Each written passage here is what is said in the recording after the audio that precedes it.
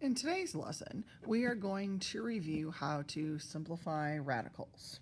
Okay, so it might be helpful for a lot of you to look back at the chart that I attached the other day. This is a power table, but it does have perfect squares on it. So like 1 squared, 2 squared, 3 squared, 4 squared. I highlighted those in pink just to stand out.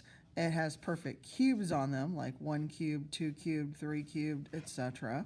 And then it has perfect fourths, perfect fifths, etc. Okay, so that'll be helpful to you. So when we're dealing with square roots, you know it's simplified when it does not have a factor that's a perfect square. You know it's if a cube root is simplified, if it doesn't have, if the radicand, I should say that, the number inside the radical sign does not have a factor that's a perfect cube. If it's a fourth, like if you want a fourth root, I should say, you know it's in simplified form when your radicand doesn't have a factor that's a perfect fourth, for that matter. So in general, maybe I should talk about this first. So like here's your radical sign, okay? The number underneath it as your radicand. And then this number out here, this is your index. We reviewed that the other day when we were going back and forth with radicals. Okay, so again, we're going to simplify. Some of them may involve addition as well, or multiplication. We're not going to focus on division until the next lesson. So on all of these we're going to do today, the directions are going to be to just simplify. Okay, so let's take a look at the first one. So the first one that I'm going to do here together with you is the square root of 98. So I'm thinking, okay, 98. I don't think that's a perfect square. So the question is, does it have a factor that's a perfect square? So if I'm looking at perfect squares, and again, it might be helpful to look back at your table. So I'm not worried about 1 so much because any number is divisible by 1. 98, not divisible by 4. It's not divisible by 9, not by 16, not by 25, not by 36, but it is divisible by 49. Okay, 98 is 49 times 2. Okay, and we know, or we should know, the square root of 49 is 7. So my final answer is 7 square roots of 2. Okay, so I'm going to do quite a few of these just to get you going here. So the next one we're going to look at is the square root of 108. So again, 108, not a perfect square, but it does have a factor that is. So if I'm looking at my chart, again, I'm not going to worry about 1 because any number is divisible by 1. Okay, so if you want to do, what is it, what I have? 108. 108 is divisible by 4 if we want to try that. So 108 is going to be 4 times, if we think about it, 4 times, let's see here, I think it's 27. Okay, so we know the square root of 4 is 2, so I'm left with 2 root 27. But I'm not done yet, because if you notice, 27 also does have a factor that's a perfect square. 27, if I'm looking at my perfect squares, 27 is divisible by 9 as well. So I can keep this as 2 times the square root of 9 times the square root of 3. Well, we know the square root of 9 is 3. So out in front, we have 2 times 3, or 6. So my answer would be 6 root 3. Now, I could have done this differently. If I would have picked a factor that was bigger, that was a perfect square. 108 is also 36 times 3, if we would have done that one. The square root of 36 is 6. So notice my answer would be 6 root 3 a lot quicker. So it just depends on what factor you pick. If you pick the greatest one that's a perfect square, you'll get through the problem probably quite a bit quicker. Okay, so the next one we're going to do, let's throw some coefficients out in front. So let's pretend we have -2 square roots of 50. Okay, so again, I know this is in simplified form when my radicand, that number underneath the radical does not have a factor that's a perfect square, I should say, other than 1. So 50, notice, is divisible by 25. So I'm going to rewrite this as negative 2 times the square root of 25, and 50 is 25 times 2. So I'm going to have times the square root of 2. Okay, so we still have the negative 2 out in front. The square root of 25 is 5. Negative 2 times 5 is negative 10. So my answer would be negative 10 square roots of 2. Okay, let's do one more of this type, and then we'll move on to other types of like cube roots, fourth roots, etc. So my next one I'm going to do is 8 square roots of 45. So 45 is not a perfect square, but it does have a factor that is. 45, notice, is divisible by 9.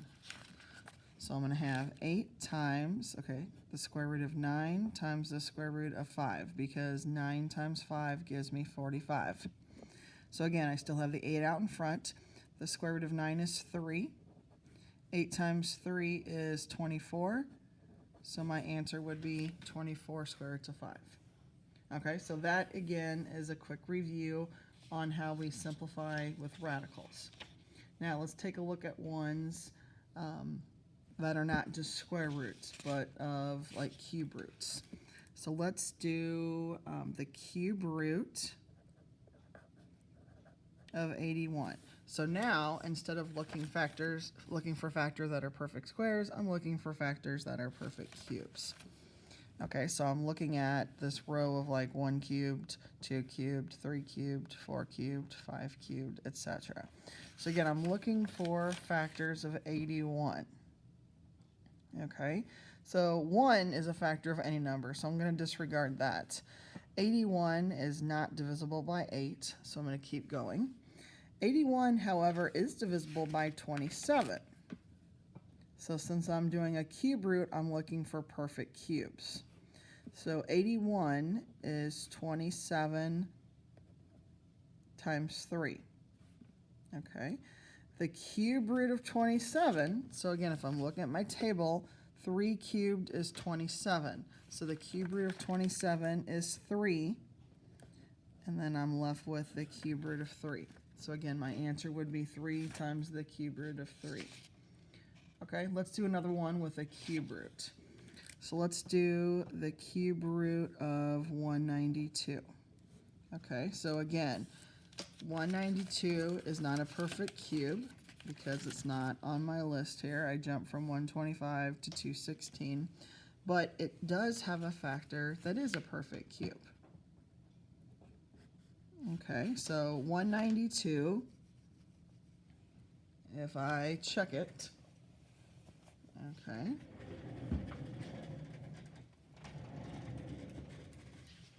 (192) is divisible by 8, but I wonder if there's something bigger that would work. 192 divided by 27, not happening, you get a decimal. 192 divided by 64 is 3. So I'm going to use the larger one. I could have used 8, but it would be quicker to do the problem if I used the larger factor. So I'm going to break down 192 as 64 times 3. So it's the cube root of 64 times the cube root of 3. So if I start with simplifying the first part, the cube root of 64 is 4. So I'm left with 4 times the cube root of 3.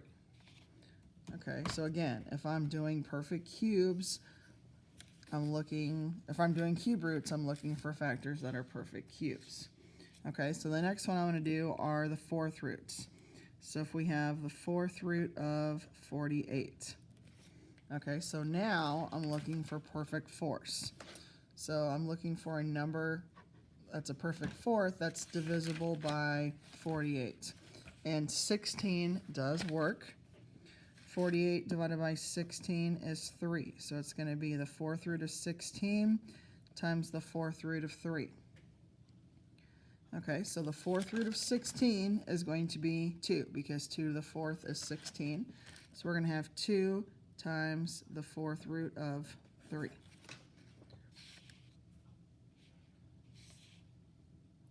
Okay, So let's take another look at another fourth root. So this time we have the fourth root of 128. So again, I'm looking for factors that's a perfect fourth. So I'm looking for, what to the fourth power would give me a factor of 128. So if I'm looking at it, it's either 81 or 16 if it's going to be simplified. Okay, and it is divisible by 16. So it's the fourth root of 16 times the fourth root of 8. The fourth root of 16, like we did in the previous problem, was 2. So we have 2 times the fourth root of 8. Okay, so we will see a few with fifth roots. So let's go ahead and do one of those so we're a little familiar with it. So the example that I have on the worksheet here, scroll down a little bit here for you, is the fifth root of 192. So again, if I'm looking for perfect fifths, I'm looking for something to the fifth power. So if I have 192, well, let's check if 32 works, because if we go past 32, we're already above, our number, because the next one's 243. So if I check 32, so 192 divided by 32 is 6. So this is going to be the fifth root of 32 times the fifth root of 6. Well, we know the fifth root of 32 is 2. Sorry about that, because 2 to the fifth gives me 32. So this is going to be 2 times the fifth root of 6. So again, if you're doing square roots, you're looking for factors that are perfect squares. If you're looking for cube roots, you're looking for a factor that's a perfect cube. If you're looking for fourth roots, you're looking for does the radicand have a factor that's a perfect fourth, etc. Okay, so let's do one with the coefficient out in front. So let's do 5 times the cube root of 72.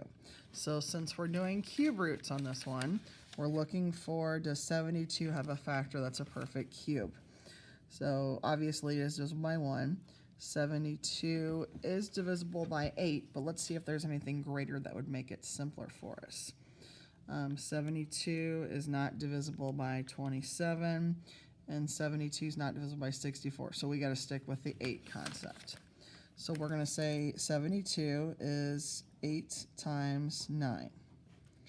Okay, so we know, or we can look back at our paper here, the cube root of 8, so what cube gives me 8? 2. So that's going to be 2 times the cube root of 9. And 5 times 2 is 10. So my final answer would be 10 times the cube root of 9. Okay, so they all work very similar when you have a coefficient out in front. Okay, so let's continue on with simplifying. So let's talk about what happens when we multiply. Okay, so let's do this one. So we have the square root of 8 times negative 5 square roots of 10. So when you're multiplying with radicals, you're going to multiply any outside numbers, coefficients, and then you're going to multiply the radicands. So if there's no number out in front here, I know it has an index of 2, but this is kind of like I have 1 square root of 8. So when I multiply, 1 times negative 5 is negative 5, and then I'm going to multiply the insides. 8 times 10 is 80. Okay, so now we're back to simplifying. Okay, so we have negative 5 times the square root of 80. So to see if it can be simplified, does 80 have a factor that's a perfect square? So if I look back here, perfect squares, 80 is divisible by 4, but let's see if there's anything higher. 80 is not divisible by 9, but 80 is divisible by 16. Okay, if you take your calculator, 80 divided by 16 is 5. So we're going to break this down into negative 5 times the square root of 16 times the square root of 5, because 16 times 5 does give me 80. Okay, now if I simplify, the square root of 16 is 4. I can't simplify the square root of 5, so I'm going to leave that there. And then negative 5 times 4 is negative 20. So my final answer would be negative 20 square roots of 5. Okay, so let's take a look at another one. So let's pretend, let's do a cube root. So we have the cube root of 36 times -4 times the cube root of 3. So again, when we're multiplying, there's nothing, whatever's out in front here, that would imply there's a 1 since there's nothing there. So 1 times -4 is -4, and then 36 times 3 is going to be 108. Okay, and then now we're going to simplify. You know, is 108 a perfect cube? No. If I'm looking at it, it jumps from 64 to 125, but does it have a factor that is? So 108 is divisible by 27. It's 27 times 4. So I'm going to write this out as -4 times the cube root of 27 times the cube root of 4, because again, 27 times 4 is 108. So I still have the -4 out in front. The cube root of 27 is 3, and then I still have the cube root of 4. So simplifying, -4 times 3 is -12. So my final answer would be -12 times the cube root of 4. Okay, so let's do some that require us to distribute a little bit. So the next one we're going to take a look at is the square root of 15 times the quantity 3 square roots of 3 plus 3. So we are going to distribute. So again, if there's nothing out in front here, it's implied there's a 1. So if I multiply 1 root 15 times 3 root 3, that's going to be 3 root 45. And then if I take 1 root 15 times 3, that's going to be 3 root 15. Okay, so now, the only way you can add them is if they have the same radicand when simplified. So one has the square root of 45, one has the square root of 15. Those are different right now, so I can't combine them. But we can reduce. 45 is not a perfect square, but it is divisible by 1. It's divisible by 9. So I'm going to rewrite 45 as the square root of 9 times the square root of 5. And we still have plus 3 root 15. So we have 3 times the square root of 9 is 3, and then we have the square root of 5. And again, plus 3 root 15. 3 times 3 is 9, so that would be 9 root 5 plus 3 root 15. Now notice, one has the square root of 5, one has the square root of 15. They're different, so you cannot combine them. So my final answer is going to be 9 root 5 plus 3 root 15. Okay, so let's take a look at another one here. So let's pretend we have -4 square roots of 6 times -5 root 2 plus 4. So again, what we're going to do is distribute. So -4 root 6 times -5 root 2 is going to be a positive 20 root 12. And then -4 root 6 times 4 is going to be a -16 root 6. So right now we can't combine them because one has the square root of 12 and one has a square root of 6. In order to actually add them, they have to have the same radicand. But we can simplify this. 12 is not a perfect square, but it is divisible by 1. 12 is 4 times 3, so I'm going to take the square root of 4 times the square root of 3. And again, we still have -16 root 6. So this is going to be 20 times 2 root 3, because the square root of 4 is 2, minus 16 root 6. Well, 20 times 2 is 40, so this is going to be 40 root 3 minus 16 root 6. Again, I cannot add them because one has the square root of 3 and one has the square root of 6. Okay, let's do the next one. So next one we're going to take a look at is -1 plus the square root of 2 times 5 plus the square root of 2. Okay, so if we're going to work that out here, we're going to distribute. Think back to Algebra 1. So -5 times 1 is -5. -1 times the square root of 2 is negative square roots of 2. The square root of 2 times 5 is 5 square roots of 2. And the square root of 2 times the square root of 2 is the square root of 4. So thinking about it now, let's reduce a little bit. So we have -5 minus the square root of 2 plus 5 root 2 plus the square root of 4 is 2. So now we can combine like terms here. So negative 5 plus 2 is going to be a negative 3. And again, if there's no number out in front here, it's like a negative 1 root 2. So if I have negative 1 root 2 and a positive 5 root 2, that's going to be a positive 4 root 2. It's kind of like saying negative x plus 5x is a 4x. Okay, but we have a square root of 2 instead of an x. So my final answer there would be negative 3 plus 4 root 2. Okay. And then let's just do one where we have to simplify. Okay, so we're going to have negative 2 square roots of 5 plus 3 square roots of 3 minus the square root of 27. Okay, now the first two cannot be simplified, but this last one can. So again, we have negative 2 root 5 plus 3 root 3. 27 is not a perfect square, but it does have a factor that is. 27 is 9 times 3, and again, 9 is your perfect square. So again, we have negative 2 root 5 plus 3 root 3 minus the square root of 9 is 3. So that would be 3 root 3. Now I can combine these last two together because notice they both have a square root of 3. They have the same radicand and the same index. So 3 root 3 minus 3 root 3 is 0. So that cancels out. So I'm left with negative 2 root 5. Okay, so hopefully that's enough examples for today. If you have any questions, please let me know. And on the worksheet today, you're going to be doing just the evens. We went through quite a few of the odds together. Take care. Bye.